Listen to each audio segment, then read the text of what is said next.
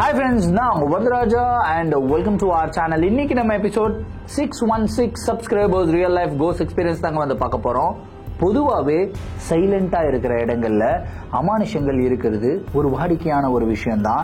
நீங்க ஜாலியா இருக்கணும் அப்படின்னு சொல்லி சைலண்டா இருக்கிற இடத்துக்கு போய் அந்த இடத்துல ஒரு அமானுஷ பிரச்சனையில மாட்டிக்கிட்டீங்க அப்படின்னா அந்த பிரச்சனையில இருந்து எப்படி வெளியே வரணும் அப்படின்றத யோசிச்சு பார்ப்பீங்களா? இல்லனா நம்மளுடைய வாழ்க்கையை முடிஞ்சிருச்சு அப்படின்னு சொல்லி நினைப்பீங்களா? ஏன் இந்த கேள்வியை கேட்கிறேன் அப்படின்னா, இன்னைக்கு நீங்க பார்க்க போற நிகழ்வுல அப்படிப்பட்ட மிகவும் சுவாரஸ்யமான சம்பவம் தாங்க காத்துக்கிட்டு இருக்கு. இந்த சம்பவத்தை நீங்க பாக்குறதுக்கு முன்னாடி நீங்க நம்ம சேனலுடைய புதிய பார்வையாளராக இருந்தாலும் சரி, இல்லனா நம்மளுடைய சேனலை பார்த்துட்டு இருக்கீங்க சப்ஸ்கிரைப் பண்ணாம பார்த்துட்டு இருக்கீங்க அப்படின்னா தயவுசெய்து சப்ஸ்கிரைப் பண்ணிக்கோங்க. கூடவே இருக்கிற பெல் ஐகானை கிளிக் பண்ணிக்கோங்க. அப்பதான் நான் எவ்ரி ஆல்டர்னேட்டிவ் டே போடுற வீடியோ உங்களால உடனே பார்க்க முடியும். வாங்க ஸ்ட்ரெயிட்டா வீடியோக்குள்ள போலாம்.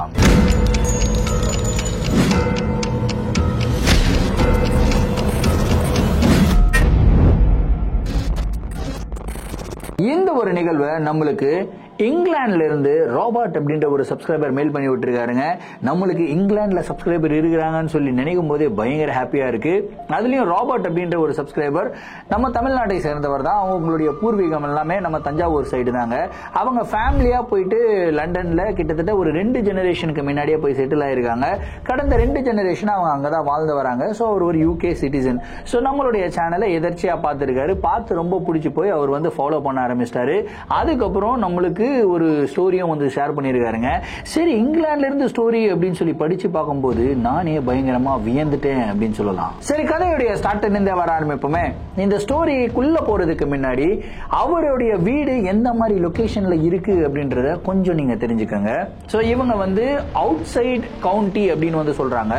சோ இந்த அவுட் சைட் கவுண்டி அப்படின்னா இந்த லோக்கலா இந்த சிட்டியில இருக்காம சிட்டியை விட்டு வெகு தூரமா நேச்சருக்கு நடுவுல இருப்பாங்க அப்படின்னு சொல்லி கேள்விப்பட்டிருக்கீங்க இல்லையா? அப்படிப்பட்ட இடங்கள்ல தான் இவருடைய வீடு வந்து இருக்குங்க. சோ இவருடைய வீடை சுத்தி வந்து பாத்தீங்கன்னா ஒரு மாதிரி டென்ஸ் ஃபாரஸ்ட் மாதிரி இருக்கும். ஃபாரஸ்ட் கிடையாது, ஆனா நிறைய மரங்கள் இருக்கும். அங்கங்க வந்து சப்வே எல்லாம் கட்டி வச்சிருப்பாங்க. அதுக்கப்புறம் அந்த இடத்துலயே பக்கத்துல வந்து பாத்தீங்கன்னா ட்ரெயின் ஸ்டேஷன் எல்லாம் இருக்கு. சோ எல்லா வசதிகளும் இருக்கு. இருந்தாலுமே அவங்க வந்து பாத்தீங்கன்னா ஊருக்கு ஒதுக்குப்புறமா இருக்கிறாங்க. சோ இப்படிதான் இவங்களுடைய லொகேஷன். சோ இவருக்கு வந்து பாத்தீங்கன்னா அந்த டைம்ல படிப்பு முடிச்சிருக்காரு. படிப்பு முடிச்சிட்டு வீட்டுல சும்மா தான் இருந்திருக்காரு. சோ இவருடைய ஹையர் ஸ்டடீஸ்க்காக அப்ளை பண்ணிட்டு வெயிட் பண்ணிக்கிட்டு இருந்திருக்காருங்க. சோ இவரு நடுவுல வந்து ஏதாவது ஒண்ணு பண்ணணும், இன்ட்ரெஸ்டிங்கா பண்ணணும் அப்படின்னு சொல்லிட்டு டெய்லியும் என்ன பண்றாரு அப்படின்னா இந்த ஃபாரஸ்ட் மாதிரி ஏரியா இருக்குன்னு சொன்ன இல்லையா, அங்க வந்து பாத்தீங்கன்னா சைக்கிளிங் வந்து போயிருக்காருங்க. ரெகுலரா இவர் வந்து ஒரு ரூட்டை ஃபாலோ பண்ணுவாரு. சோ இவருடைய வீட்டில இருந்து அப்படியே ஒரு ஸ்ட்ரெச் கிட்டத்தட்ட ஒரு 6-7 கிலோமீட்டர் சைக்கிளிங், அதை முடிச்சுட்டு இவர் வந்து வீட்டுக்கு வந்துருவாரு. இதுதான் இவருடைய ரெகுலர் ஈவினிங் ரொட்டீனாவே இருந்திருக்குங்க. சோ டெய்லி இவர் ஒரு ரூட் பக்கம் போய்கிட்டே இருக்கும்போது தூரத்துல ஒரு கேவ், அதாவது ஒரு குகை மாதிரி ஒண்ணு பாக்குறாருங்க. அது வந்து சப்வே மாதிரியும் இருக்கு, குகை மாதிரியும் இருக்கு. ஆனா அதை வந்து சுத்தி நிறைய மரங்கள் அதுக்கப்புறம் செடிகள் எல்லாமே வளர்ந்துருக்கு. கொஞ்சம் லைட்டா மூடின மாதிரி இருக்கு. அந்த பக்கம் யாருமே போனது கிடையாது, பேசேஜும் கிடையாது. டெய்லியும் இவர் இந்த இடத்த வந்து பாத்துக்கிட்டே இருந்திருக்காரு. அதுக்கப்புறம் ஒரு 10 நாளுக்கு அப்புறம் அவர் வந்து பாக்குறாரு, சரி இந்த இடத்துல அப்படி என்னதான் இருக்குது அப்படின்ற ஒரு கியூரியாசிட்டி இவருடைய மனசுக்குள்ள தோணுதுங்க. இவர் என்ன பண்றாருன்னா மெதுவா இவருடைய சைக்கிளை எடுத்துட்டு அந்த ஒரு சப்வே மாதிரி இருக்கிற இடத்துக்குள்ள போறாருங்க. பார்த்தா ஃபுல் இருட்டு. எட்டி பாக்குறாரு. ஆக்சுவலா அது வந்து ஒரு பாதை, ஒரு சப்வே தான். அது வந்து ஒரு குகைலாம் கிடையாது. அந்த பாதையிலிருந்து அந்த பக்கம் போயிட்டா வந்து இன்னமும் பயங்கர டென்ஸ் ஃபாரஸ்ட் மாதிரி இருக்கு. இவருக்கு அந்த சப்வேக்குள்ள போறதுக்கும் பயமா இருக்கு. அப்படியே எட்டி பாக்குறாரு. கும்மு இருட்டா இருக்கு. ஆல்ரெடி லேட் ஆயிடுச்சு. சரி, இதுக்கப்புறம் நம்ம இங்க இருக்க கூடாது, நம்ம வீட்டுக்கு போயிடலாம் அப்படின்னு சொல்லிட்டு அரௌண்ட் ஒரு 8 o'clock 8 PM இருக்கும் அப்படின்றாரு. இவர் வந்து திரும்பியும் வீட்டுக்கு போயிடாருங்க. ஆனா வீட்டுக்கு போனதுக்கு அப்புறம் கூட இவருக்கு அதே திங்கிங் ஓடிக்கிட்டே இருக்கு. அந்த சப்வேக்குள்ள என்ன இருக்கும்? ஏன் அந்த சப்வேவை யாருமே யூஸ் பண்ண மாட்டாங்க? சரி, இதை பத்தி யார்கிட்ட கேட்கலாம், அப்பா அம்மா கிட்ட கேட்கலாமா அப்படின்னு சொல்லி போயிட்டாரு. ஆனா அவங்க வந்து திட்டுவாங்க, இந்த மாதிரி ஆள் நடமாட்டமே இல்லாத இடத்துல எல்லாம் போகக்கூடாது அப்படின்னு சொல்லி ரொம்ப ஸ்ட்ரிக்டா சொல்லி வச்சிருக்காங்க. சரி, இதை பத்தி கேட்டு அவங்க டென்ஷன் ஆகி திரும்பி என்ன திட்டுறதுக்கு நான் கேட்காமலே இருக்கலாம், நாளைக்கு கொஞ்சம் சீக்கிரமாவே போலாம், அதாவது இருட்டுறதுக்கு முன்னாடியே போலாம், போயிட்டு அந்த சப்வேக்குள்ள என்டர் ஆகி பாத்துடணும் அப்படின்ற ஒரு கியூரியாசிட்டி. கரெக்டா இவர் வந்து சைக்கிள் எடுத்து கிளம்புறாரு. ஒரு 5 கிலோமீட்டர் ஸ்ட்ரெச் முடிச்சுட்டு கரெக்டா சப்வேவோட வாசல்ல போய் நிக்கிறாருங்க. கரெக்டா அந்த சப்வேக்குள்ள யாரோ பந்த தூக்கி தூக்கி போட்டு விளையாடிக்கிட்டு இருக்க மாதிரி ஒரு சவுண்ட் வந்து கேக்குது. என்னடா இது பந்து தூக்கி போட்டு விளையாடுற மாதிரி சவுண்டு கேட்குது அப்படின்னு சொல்லி சைக்கிளை நிறுத்திட்டு மெதுவா இப்படி சப்வேக்குள்ள எட்டி பாக்குறாரு. சப்வேக்குள்ள ஒரு 12-13 வயசுள்ள ஒரு சின்ன பொண்ணுங்க. அந்த பொண்ணு வந்து பாத்தீங்கன்னா பாலை தூக்கி தூக்கி சப்வேல அந்த செவுத்துல போட்டு போட்டு போட்டு போட்டு புடிச்சுக்கிட்டு இருக்கு. இவர் வந்து பாக்குறாரு, சரி உள்ள போலாமா அப்படின்னு யோசிக்கிறாரு. இல்ல இந்த பொண்ணு வேற தனியா இருக்கு, அவங்களுடைய பேரண்ட்ஸ் இல்ல சொந்தக்காரங்க யாராவது இருந்து நம்ம போயிட்டு நம்ம ஏதாவது அந்த பொண்ணு கிட்ட தப்பா நடந்துக்க போறோம்னு நினைச்சு நம்மளுக்கு பிரச்சனை வந்துச்சுன்னா என்ன பண்றது அப்படின்னு சொல்லி பயத்துல இவர் சைக்கிள் எடுத்துட்டு கிளம்பிடுறாருங்க. கிளம்பி வீட்டுக்கு போயிட்டாரு. அன்னைக்கு நைட்டும் இவருக்கு ஃபுல்லா ஒரே திங்கிங் தான் ஓடிக்கிட்டு இருக்கு. ஆள் நடமாட்டமே இல்லாத சப்வேக்குள்ள அந்த பொண்ணு என்ன பண்ணுது? அந்த பொண்ணு பாலை போட்டு விளையாடிக்கிட்டு இருக்கு, ஓகே. ஆனா அந்த பொண்ணு கூட யாராவது இருந்திருக்கணுமே, ஏன் யாருமே இல்ல? ஒருவேளை அந்த பொண்ணுக்கு ஏதாவது உதவிகள் தேவைப்படுதா, இல்ல அந்த பொண்ணு வந்து வீடு வாசலே இல்லாம தனியா சுத்திக்கிட்டு இருக்கிற ஒரு பொண்ணா, அந்த பொண்ணுக்கு எந்த விதத்திலயாவது ஹெல்ப் பண்ண முடியுமா அப்படின்ற 1008 திங்கிங் இவருடைய மனசுக்குள்ள ஓடிக்கிட்டே இருக்கு. சரி அடுத்த நாள் போய் பார்ப்போம், அந்த பொண்ணு வருதான்றத பார்ப்போம்னு சொல்லிட்டு திரும்பியும் சைக்கிள் எடுத்துட்டு கிளம்புறாருங்க. கரெக்டா அந்த சப்வே பக்கத்துல போறாரு. அதே மாதிரி பாலை தூக்கி தூக்கி போடுற மாதிரி சவுண்ட் வந்து கேக்குது. சைக்கிளை நிறுத்திடுறாரு. நிறுத்திட்டு ஒரு மெதுவா உள்ள நடந்து போறாரு. அந்த பொண்ணு வந்து பாலை பிடிக்குது. பிடிச்சிட்டு இந்த பக்கம் திரும்பி வர பாக்குது. எதுவுமே வந்து கான்வர்சேஷனே இல்லாம திரும்பியும் பந்தை வந்து தூக்கி தூக்கி போட்டு போட்டு பிடிச்சி விளையாடிக்கிட்டு இருக்கீங்க. கரெக்டா ராபர்ட் அந்த பொண்ணு பக்கத்துல போய் நிக்கிறாரு. ஹாய் அப்படின்றாரு. அந்த பொண்ணு வந்து ஹாய் அப்படின்னு சொல்லுது. என்னம்மா இங்க தனியா விளையாடிக்கிட்டு இருக்க, உன்னுடைய வீடு எங்க அப்படின்னு சொல்லி கேட்கும்போது எதுவுமே பதில் சொல்லாம வந்து விளையாடிக்கிட்டே இருக்கு. சரிம்மா உங்க அப்பா அம்மா யாராவது இருக்காங்களா, இல்ல இங்க உனக்கு தெரிஞ்ச நபர்கள் யாராவது இருக்காங்களா, தனியாவே இருக்கிறியே, இது ரிமோட் பிளேஸா இருக்கு, உனக்கு ரொம்ப பயமா இருக்கும், உனக்கு ஏதாவது ஹெல்ப் வேணுமா உதவி வேணுமா இப்படி எல்லாம் கேட்டுக்கிட்டே இருக்காரு. ஆனா எந்த ஒரு கேள்விக்கும் அந்த பொண்ணு ஆன்சர் பண்ணவே இல்லைங்க. அதுக்கப்புறம் ராபர்ட் சொல்றாரு, இந்த மாதிரி நான் ரொம்ப லோன்லியா தான் இருக்கேன், தனியா தான் இருக்கேன், எனக்கு வந்து ஃப்ரெண்ட்ஸ் எல்லாம் தேவைப்படுறாங்க, எனக்கு வந்து ஒரு 18 வயசு ஆயிடுச்சுமா, உனக்கு வந்து ஒரு 13-14 வயசு இருக்கும்னு நினைக்கிறேன், நான் உன்னுடைய ஃப்ரெண்டா இருக்கலாம், நீ வந்து உங்ககிட்ட ஏதாவது பிரச்சனை இருந்ததுன்னா என்கிட்ட ஷேர் பண்ணலாம் அப்படின்னு சொல்லிட்டு இவர் வந்து ஓப்பன் டாக் வந்து கொடுக்குறாரு. அதுக்கு அந்த பொண்ணு, ஃப்ரெண்டா இருப்பீங்களா, என் கூடவே இருப்பீங்களா அப்படின்னு வந்து கேட்டிருக்கு. ஆமாமா, yes definitely I'll be there for you அப்படின்னு வந்து இவர் சொல்றாரு. சரி ஓகே, நீங்க நாளைக்கு வாங்க நம்ம பேசலாம் அப்படின்னு சொல்லிட்டு அந்த பொண்ணு சிரிச்சுக்கிட்டு அங்க இருந்து ஓடி போயிடுதுங்க. இவருக்கு ஒரு ஹாப்பினஸ். சரி அந்த பொண்ணு வந்து எதுவுமே பேசாம இருந்தது, இப்ப நம்ம பேசும்போது லைட்டா கொஞ்சம் பேசுது, நாளைக்கு வந்து திரும்பியும் வரலாம் அப்படின்னு சொல்லிட்டு இவர் வீட்டுக்கு போயிட்டாரு. நைட்டு முழுவதும் அந்த பொண்ணுடைய திங்கிங் தான் இவருடைய மனசுக்குள்ள எல்லாம் ஓடிக்கிட்டு இருக்கு. படுத்து தூங்குறாரு. படுத்து தூங்குனா கூட அந்த பொண்ணு தாங்க கனவுல வருது. காலையில எழுந்துக்கிறாரு. எழுந்துக்கும் போதே சரி அந்த இடத்துக்கு போயிடணும் அப்படின்னு சொல்லிட்டு இவர் போயிட்டு இவருடைய சைக்கிளை எடுக்கிறாரு. சைக்கிளை எடுத்தா சைக்கிளுடைய டயர் வந்து பாத்தீங்கன்னா கிழிஞ்சிருக்கு. என்னடா இது டயர் கிழிஞ்சிருக்கு, சரி டயர் மாத்தலாம் அப்படின்னு சொல்லிட்டு டயர் மாத்துறதுக்கு இங்கிருந்து டவுனுக்கு வந்து போகணும். ஆனா இங்கிருந்து அவ்வளவு தூரம் போக முடியாது. அப்பா வந்து காரை எடுத்துட்டு போயிட்டாரு. சரி இப்போ அவ்வளவு தூரம் நடந்ததோ போகணும், 5 கிலோமீட்டர் நடக்கணுமே, பரவாயில்ல அந்த பொண்ணு நம்மளுக்காக வெயிட் பண்ணிக்கிட்டு இருக்கோம் அப்படின்னு சொல்லி இவரு 5 கிலோமீட்டர் நடக்க ஆரம்பிக்கிறாருங்க. நடந்து அந்த சப்வே கிட்ட போயிட்டாரு. எட்டி பார்த்தா அந்த பொண்ணு அதே மாதிரி பாலை பிடிச்சி விளையாடிக்கிட்டு இருக்கு. ஸோ இவரும் உள்ள போறாரு. ஹாய் அப்படின்றாரு. அந்த பொண்ணும் ஹாய் சொல்லுது. அதுக்கப்புறம் அந்த பொண்ணு பாலை தூக்கி போடுது. இவர் பாலை பிடிக்கிறாரு. இவர் பாலை தூக்கி போட அந்த பொண்ணு பிடிக்க அப்படியே வந்து விளையாடிக்கிட்டு இருக்காங்க. ஸோ இதுவே வந்து ஒரு 4-5 நாள் கண்டினியூ ஆகுதுங்க. 4-5 நாள் கண்டினியூ ஆனதுக்கு அப்புறம் 6வது நாள் இவருக்கு அந்த பொண்ணை பத்தி தான் யோசிச்சுக்கிட்டு இருக்காரு. அந்த பொண்ணோடைய திங்கிங்கை விட்டு இவர் வெளியே வரவே முடியல. இப்ப அந்த பொண்ணு என்ன பண்ணிட்டு இருக்கும், சாப்பிட்டுருக்குமா சாப்பிட்டுருக்காதா, இல்ல அந்த பொண்ணுக்கு எந்த மாதிரி ட்ரெஸ் எல்லாம் பிடிக்கும், ஏதாவது கிஃப்ட் கொடுக்கணும்னு ஆசைப்படுறேன், ஆனா அந்த பொண்ணுக்கு நான் கொடுக்குற கிஃப்ட் பிடிக்கலன்னா என்ன பண்றது, இப்படி எனி டைம் அந்த பொண்ணை பத்தியே யோசிக்கிறாருங்க. சரி ஃபைனலா வந்து ஒரு ட்ரெஸ் வாங்கியிருக்காரு அந்த பொண்ணுக்காக. இந்த ட்ரெஸ் அந்த பொண்ணு கிட்ட கொடுப்போம், ரொம்ப ஹாப்பியா ஃபீல் பண்ணுவாங்க அப்படின்னு சொல்லிட்டு அன்னைக்கு சாயந்தரம் சைக்கிள் எடுத்துட்டு திரும்பியும் கிளம்புறாரு. கரெக்டா அந்த சப்வே வாசல்ல போயிட்டு சைக்கிளை நிறுத்துறாரு. அந்த பந்தை தூக்கி போடுற சவுண்ட் வந்து கேட்கிறேன். என்னடா இது எட்டி பாக்குறாரு. எட்டி பார்த்தா அந்த பொண்ணு சப்வேக்குள்ள இல்ல. எங்க போச்சு இந்த பொண்ணு? அதுக்கப்புறம் அப்படியே சப்வேக்குள்ள நடந்து போறாரு. அந்த சப்வேக்குள்ள இருந்து டிஃப்ரெண்டான சவுண்ட் எல்லாமே வருது. இந்த மாதிரி ஒரு விதமான உருமுறை சவுண்டு, ஒரு மாதிரி ஹாலோ சவுண்டு, ஏதோ தூரத்துல ஒரு அமானுஷம் அழுகுற மாதிரி ஒரு சவுண்டு, இதெல்லாமே இவருக்கு கேக்குது. அந்த சவுண்ட் எல்லாம் கேட்க கேட்க ரொம்பவும் மைண்ட் டிஸ்டர்பிங்கா இருக்கு. என்னடா இது மண்டையெல்லாம் குழம்புது, ஒரு மாதிரி இருக்கேடா அப்படின்ற ஒரு ஃபீல்ல தான் இவர் அந்த சப்வேவுடைய எண்டுக்கு போறாருங்க. எண்டுக்கு போயிட்டு அப்படியே வெளியே பாக்குறாரு. வெளியே பார்த்தா ஃபுல்லா அடர்ந்த மரங்கள் தான் இருக்கு. அந்த பகுதியில வந்து பாதையே இல்லாத மாதிரி தான் இருக்கு. இந்த பொண்ணு டெய்லி இப்படிதானே ஓடி போகும், இப்படிதான் போகும், ஆனா இந்த இடத்துல பாதையே இல்லையே, பாதையே இல்லாத இடத்துல எப்படி போயிருப்பா அப்படின்ற ஒரு டவுட் அவருக்கு வர ஆரம்பிக்குது. அப்போ சப்வேக்குள்ள இருந்து பாலை யாரோ தூக்கி போடுற சவுண்ட் வந்து கேக்குதுங்க. என்னடா இது அப்படின்னு சொல்லி திரும்பி பாக்குறாரு. திரும்பி பார்த்தா அந்த இடத்துல பொண்ணு கிடையாது. ஆனா அந்த பொண்ணு பால் விளையாடிக்கிட்டு இருக்கும் இல்லையா, அந்த பால் மட்டும் கீழே கிடக்குதுங்க. இவர் நேரம் நடந்து போறாரு, அந்த பால் எடுக்கிறாரு. ஏன்னா அந்த பொண்ணு வரவே இல்லையே, இந்த பால் எங்கேயோ போட்டுடலாமா இல்ல வீட்டுக்கு எடுத்துட்டு போலாமா அப்படின்னு சொல்லி யோசிக்கிறாரு. சரி, இந்த பால் இங்க விட்டுட்டு தொலைஞ்சு போயிருச்சுன்னா என்ன பண்றது, பாவம் அந்த பொண்ணு வந்து தேடும் இல்லையா, நாளைக்கு எப்படியும் திரும்பி வருவோம், நாளைக்கு இந்த பால் அந்த பொண்ணு கிட்ட கொடுத்துருவோம் அப்படின்னு சொல்லிட்டு இவர் பால் எடுத்துட்டு வீட்டுக்கு போயிடுறாருங்க. அன்னைக்கு நைட்டு முழுவதும் இவரு அந்த பொண்ணை பத்தி மட்டும் தான் யோசிச்சுட்டு இருந்திருக்காரு. அப்படியே காலையில விடியுது. காலையில விடிஞ்ச உடனே முதல் வேலையை அவர் வந்து கிளம்பிடுறாரு. கிளம்பி அந்த இடத்துக்கு போயிடுறாரு. ஆனா பயபுள்ள பால் எடுத்துட்டு வரணும்ல, பால் எடுத்துட்டு வர மறந்துடுறாரு. சரி, பால் எடுத்துட்டு வரலன்னா இந்த பொண்ணை பார்த்து பேசிட்டு நாளைக்கு பாலை கொடுத்துடலாம் சொல்லிடலான்ட்டு உள்ள போய் பார்த்தா அந்த பொண்ணு அந்த சப்வேல இல்ல. இவரும் வெயிட் பண்றாரு. காலையில போனாருங்க, மத்தியானம் ஆச்சு, ஈவினிங் ஆச்சு, லேட் நைட் வரைக்கும் ஆயிடுச்சு, 9 மணி ஆயிடுச்சு. அதே இடத்துலதான் உட்காந்துக்கிட்டு இருக்காரு சப்வேல. அந்த பொண்ணு வரவே இல்லை. என்னடா இது, இன்னைக்கு அந்த பொண்ணு வரவே இல்லையே, சரி நாளைக்கு வருவோம் அப்படின்னு சொல்லிட்டு அடுத்த நாள் அடுத்த 15 நாட்களுக்கு அந்த பொண்ணு எங்க இருக்குதுன்னே தெரியல. அந்த பொண்ணு வரவும் இல்லை. இவரு ரொம்பவும் டிப்ரெஸ்ட் ஆயிடுறாரு. ஏன்னா அந்த பொண்ணு மேல ரொம்பவும் கிரேஸ் ஆயிட்டாருங்க. ஒரு விதமா அடிமை ஆயிட்டாங்க அப்படின்னு சொல்லலாம் இல்லையா, அந்த மாதிரி ஆயிட்டாரு. அந்த பொண்ணை தவிர்த்து இவரால வேற எதுவுமே யோசிக்க முடியல. அந்த மாதிரி ஒரு நிலைமையில தான் இருக்காருங்க.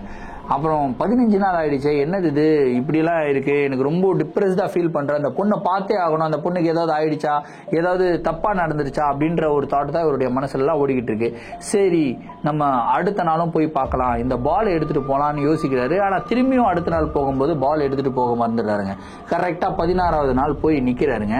நின்று அந்த சப்வேக்குள்ள நின்றுகிட்டே இருக்கும்போது சப்வே தூரத்துல இருந்து யாரோ உள்ள என்டர் ஆகுறாங்க. அதாவது ஒரு பிளாக் கலர் ஒரு கவுன் போட்டுக்கிட்டு, தலையெல்லாமே வந்து பாத்தீங்கன்னா பிளாக் கலர் ஸ்கார்ஃப்ல வந்து அப்படியே கவர் பண்ணிட்டு, முகத்தையும் அப்படியே பிளாக் கலர் ஸ்கார்ஃப்ல வந்து கவர் பண்ணிட்டு அவங்க அப்படியே நடந்து வந்துகிட்டே இருக்காங்க. ஒரு லேடி. அந்த லேடியை பாக்குறாரு. என்னங்க, இங்க ஒரு பொண்ணு விளையாடிக்கிட்டு இருக்குமே, அந்த பொண்ணை நீங்க பாத்தீங்களா அப்படி இப்படின்லாம் கேக்குறாரு. ஆனா அந்த லேடி எதுவுமே பதில் சொல்லாம இவர் அப்படியே கிராஸ் பண்ணி போறாங்க. கரெக்டா அந்த சப்வேவோட எண்டுக்கு போகும்போது இவருக்கு சொல்லிக்கிட்டே இருக்காரு, ஏங்க நான் கேட்டுக்கிட்டே இருக்கேன், நீங்க எதுவுமே பதில் சொல்ல மாட்டீங்க, இந்த இடத்துல ஒரு பொண்ணு இருக்குமே, அந்த பொண்ணை விளையாடிக்கிட்டு இருக்கும், அந்த பொண்ணை தேடிதான் நான் 15 நாளா வந்துகிட்டு இருக்கேன், ஆனா அந்த பொண்ணை பார்க்க முடியல, உங்களுக்கு ஏதாவது அந்த பொண்ணை பத்தி தெரியுமா அப்படின்னு சொல்லி கேட்கும்போது கரெக்டா அந்த லேடி வந்து பாத்தீங்கன்னா சப்வேவோட எண்ட்ல வந்து நிக்குதுங்க. நின்னுட்டு அப்படியே ஒரு திரும்பி பாக்குது. கரெக்டா அந்த ஸ்கார்ஃப் எடுக்குது.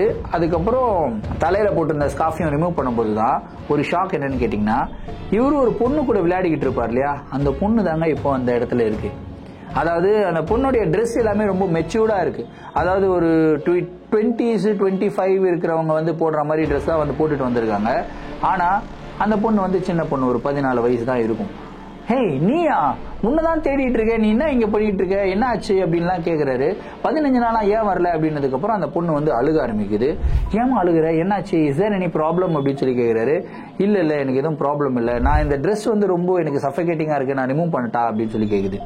என்னமா நீ சொல்றேன்னா, ஓகே நான் இது ஸ்லீவ்ஸ் எல்லாம் இருக்கு, ஸ்லீவ்ஸ் எல்லாம் ரிமூவ் பண்றேன், எனக்கு கொஞ்சம் காத்தோட்டமா இருந்தா நல்லா இருக்கும் அப்படின்னு சொல்லிட்டு மேல ஒரு பிளாக் கலர் ஜாக்கெட், கவுனுக்கு மேல ஒரு பிளாக் கலர் ஜாக்கெட் வந்து போட்டுருது. அந்த பிளாக் கலர் ஜாக்கெட்டை மட்டும் ரிமூவ் பண்ணுதுங்க.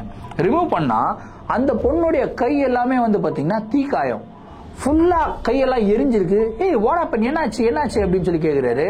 அதுக்கு அந்த பொண்ணு சொல்லுது, நான் உங்க கூட விளையாடுறத எங்க அம்மா என்ன பாத்துட்டாங்க, எங்க அம்மா வந்து யாரு கூட விளையாடக்கூடாதுன்னு சொல்லி வச்சிருந்தாங்க, நான் தனியா தான் இருக்கணும்னு சொல்லி வச்சிருந்தாங்க.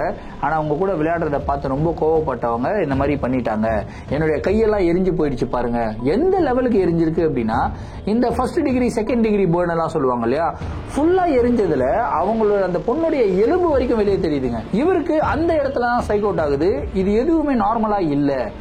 ஒரு ஹியூமன் பீயிங் இந்த லெவலுக்கு எரிஞ்சாங்க அப்படின்னா கண்டிப்பா அவங்கனால நிக்க கூட முடியாது, பேச கூட முடியாது.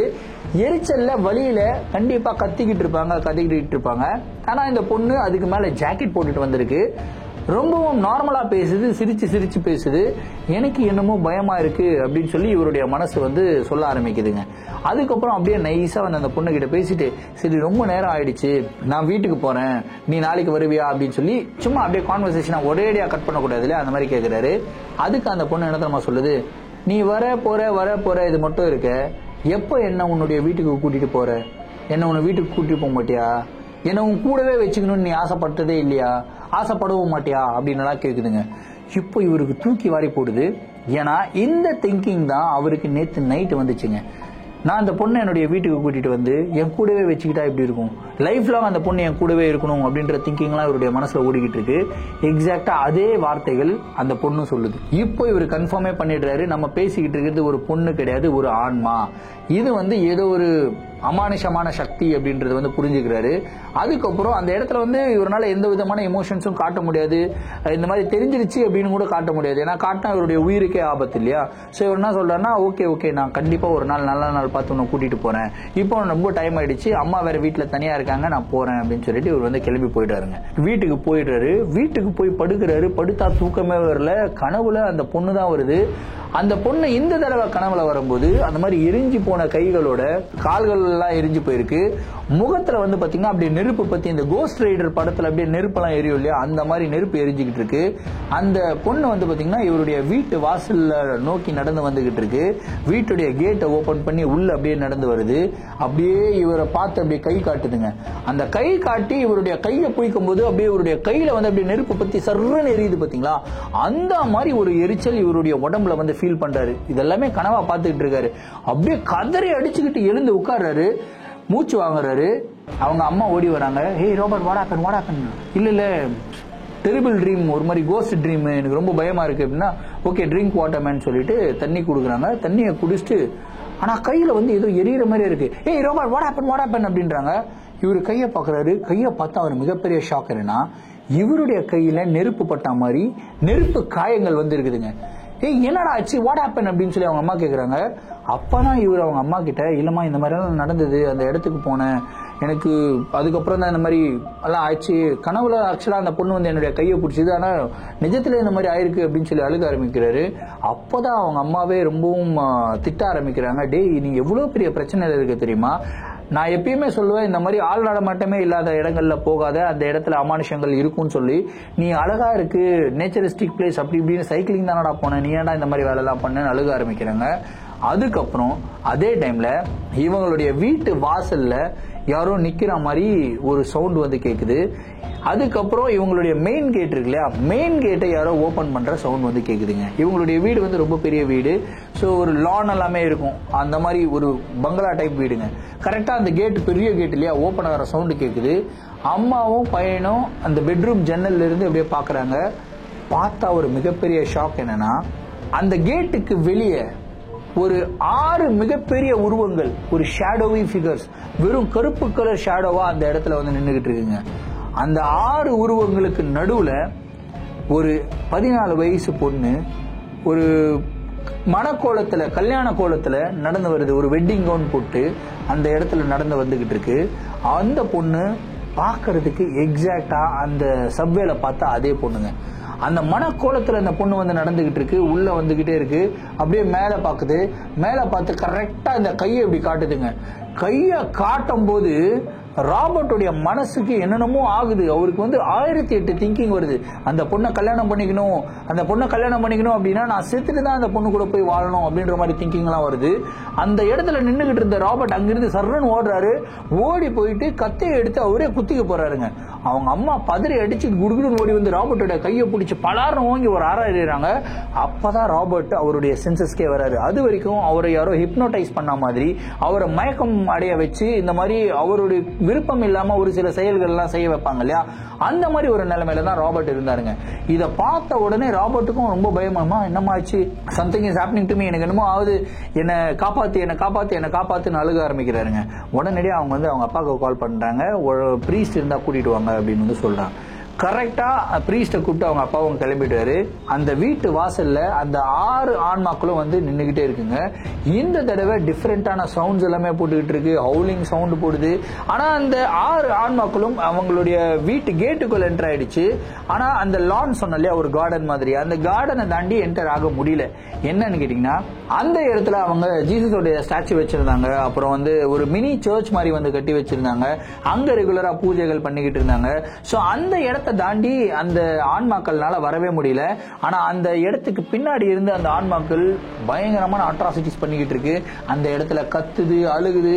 அதுக்கப்புறம் அந்த பொண்ணு வந்து, ராபர்ட் என்ன மறந்துட்டியா, வா என் கூடவே வா, நான் உன் கூட விளையாடணும், பால் எடுத்துட்டு வா விளையாடணும் அப்படின்னு சொல்லுதுங்க. ராபர்ட்டுக்கு ஒன்னும் புரியல. பாலா ஐயோ பால் எங்கேயோ வச்சனே. இப்போ இவருக்கு தெரிஞ்சிருச்சு அந்த பால் தான் அந்த பொண்ணுக்கும் இவருக்கும் இருக்கிற கனெக்ஷன். இப்ப அந்த பால் எங்க வச்சிருக்கிறாருன்றத மறந்துட்டாரு. பால் எங்க வீடு ஃபுல்லா தேடுறாரு. ஆனா எங்க தெரியும் பால் கிடைக்கவே இல்லை. கரெக்டா அதே டைம்ல வந்து பாத்தீங்கன்னா அந்த பிரீஸ்ட் வந்து அவங்க அப்பா கூட கார்ல உள்ள என்டர் ஆகுறாங்க. என்டர் ஆகும்போது அந்த இடத்துல ஒரு மிகப்பெரிய ஒரு கீச்சுன்னு ஒரு சவுண்டு. அந்த சவுண்ட் எப்படி இருந்ததுன்னா அப்படியே அங்கிருந்து ஒரு மிகப்பெரிய ஒயிட் லைட் வந்து அப்படியே பறந்து வெளியே போகுதுங்க. அப்படி இருந்தது. அந்த மாதிரி ஒரு சவுண்ட் எல்லாருமே காதை பொத்திக்கிறாங்க. கரெக்டா அந்த கார் எங்க போய் நிக்குதுன்னா அந்த ஒரு சர்ச் மாதிரி ஒண்ணு கட்டி வச்சிருந்தாங்கன்னு சொன்னேன் இல்லையா, அந்த சர்ச்சை போய் இடிக்கிற மாதிரி வந்து கார் போயிருக்குங்க. அவங்க அப்பா சடன் பிரேக்க போறாரு. கரெக்டா அப்படி வந்து நிக்குது காரு. என்னடா இது இப்படிலாம் நடக்குதுன்னு சொல்லி அவங்க காரை விட்டு இறங்குறாங்க. பிரீஸ்ட் வந்து உள்ள போறாரு. உள்ள போயிட்டு ராபர்ட் கிட்ட பேச ஆரம்பிக்கிறாரு. என்னாச்சு எங்க பார்த்த அப்படின்லாம் கேட்கும்போது இந்த மாதிரி அந்த ஒரு சப்வேல இந்த மாதிரி எல்லாம் ஆச்சு, இப்போ அங்க ஒரு 6 ஆன்மாக்களை பார்த்தேன் அப்படின்லாம் சொன்னதுக்கு அப்புறம் அவர் என்ன சொல்றாருன்னா, உன்னை வந்து அந்த ஆன்மாக்கள் வந்து கட்டுப்படுத்தணும்னு முயற்சி பண்ணிக்கிட்டு இருக்கு. So I will do certain rituals அப்படின்னு சொல்லி ஒரு சில ரிச்சுவல்ஸ் வந்து பண்ணிருக்காங்க. அதுக்கப்புறம் அந்த பிரீஸ்ட் கேட்கிறாரு, உனக்கும் அந்த ஆன்மாக்கும் எந்த விதமான ஒரு சம்மந்தமும் இல்லை, சம்பந்தப்படுத்துற பொருள் ஏதாவது உங்ககிட்ட இருக்குதா அப்படின்னு சொல்லி கேட்கிறாருங்க. அப்பதான் ராபர்ட்டுக்கு ஞாபகத்துக்கு வருது, அந்த பொண்ணு ஒரு பாலை வச்சு விளையாடிக்கிட்டே இருக்கும்.